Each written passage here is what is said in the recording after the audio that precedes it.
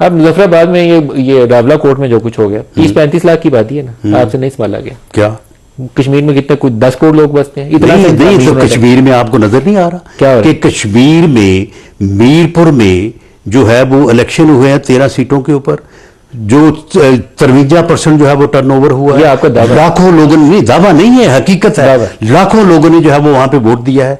Free fair election हुआ है sir, ये फ्री फेयर इलेक्शन हुआ है। जाने नहीं दे, ये हकीकत है सर, ये हकीकत है। आप मुझे बताएं, बिलावल भुट्टो या पीपल्स पार्टी, आप मुझे बताएं कि मुजफ्फराबाद की 9 सीटों के ऊपर इलेक्शन हुआ है। उन 9 सीटों के ऊपर जो है वो 4 के ऊपर पीपल्स पार्टी जीती है, 5 के ऊपर पीएमएलएन जीती है।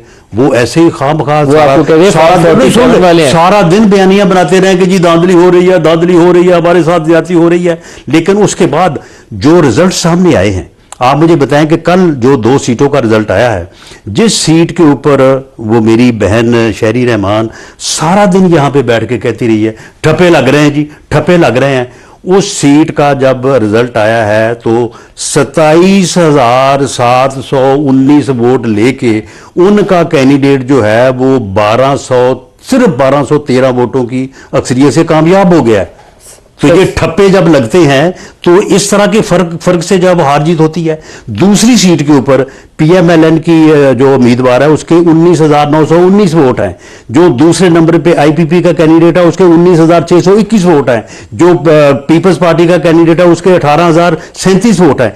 इस तरह से वहां पे मुकाबला हुआ है और 60% तक बाज हल्कों में जो है वो टर्नओवर हुआ है और जो एवरेज टर्नओवर है वो 56% है, 56% है।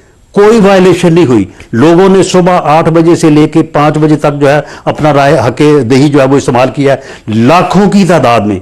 यानी कम से कम जो है वो कल मुजफ्फराबाद डिवीजन में 4 से 5 लाख लोगों ने जो है अपना राय दही इस्तेमाल किया है। आपको वो 5 लाख नजर नहीं आते, वो वहां पे जो 3,500 या 4,000 बैठे हैं।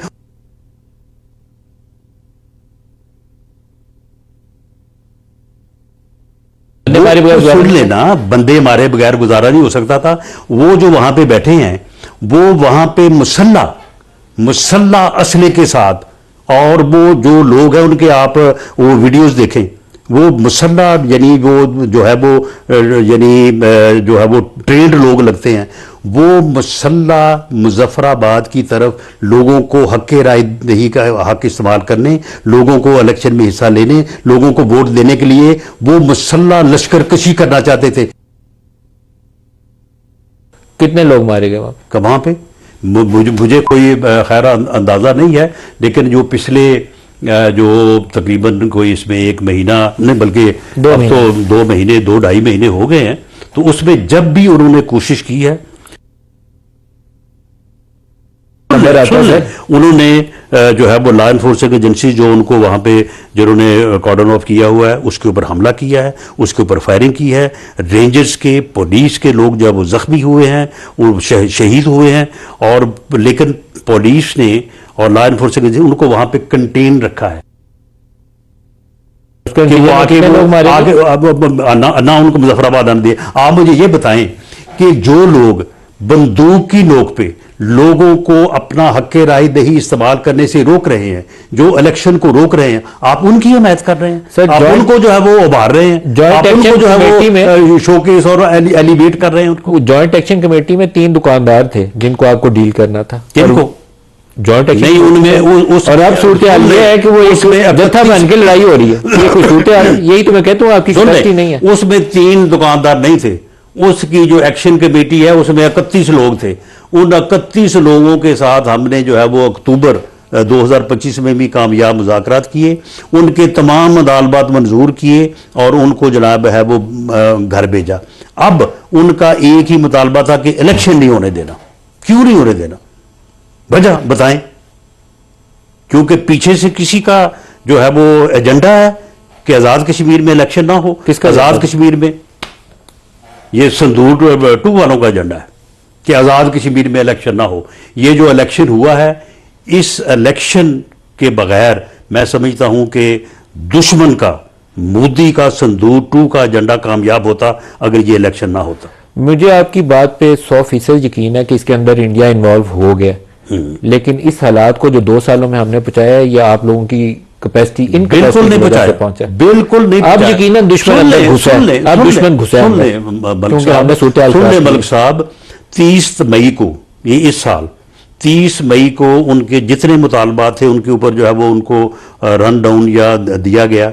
एक एक मुतालबे के ऊपर जो है वो किसी को 70%, किसी पर 60%, किसी पर 50% काम हुआ था, सारा उनके सामने पेश किया। चीफ सेक्रेटरी बैठा है, एडिशनल सेक्रेटरी डेवलपमेंट बैठा है, प्राइम मिनिस्टर बैठा है, मैं बैठा हूँ, मेरे साथ मेरे साथी अमीर मुकाम डॉक्टर तारक फजल, अपना कमरुज़्ज़मान कायरा, राजा परवेज़, हम सारे बैठे। जब सारी बातें हो गई, कोई बात ना बची, तो उसके बाद कहने लगे कि जी इलेक्शन। हमने कहा जी इलेक्शन तो अब आइन की एक रिक्वायरमेंट है। कहते नहीं जी, इलेक्शन आप जो है वो मुलतवी कर दें, वरना अगर आपने शेड्यूल अनाउंस किया तो जिस दिन आपने अनाउंस किया हमने उसी दिन लॉन्ग मार्च शुरू कर दिया। ये किस शख्स का मुतालबा था? ये उमर नज़ीर कश्मीरी का। उमर नज़ीर कश्मीरी ने मुझे उठते हुए, जब मैंने उसे कहा, मैंने कहा कि आप कश्मीरी साहब, आप एक हफ्ते के लिए जो है वो इसको मुलतवी कर दें, हम चलो अपनी लीडरशिप। उसने कहा कि जी अब आप हमारी बात तस्लीम भी कर लें, फिर भी हमने आना है।